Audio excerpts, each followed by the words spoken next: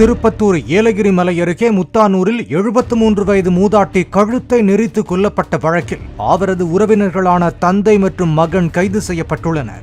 வாகன சோதனையின் போது டிவியுடன் பிடிப்பட்ட பனங்காட்டேரி கிராமத்தைச் சேர்ந்த சதீஷ்குமார் என்பவரிடம் நடைபெற்ற விசாரணையில் அவரும் அவரது தந்தை சிவக்குமாரும் சேர்ந்து மூதாட்டி காந்தாவை கொன்று நகை டிவியை திருடியது தெரிய வந்துள்ளதாக காவல்துறையினர் கூறியுள்ளனர்.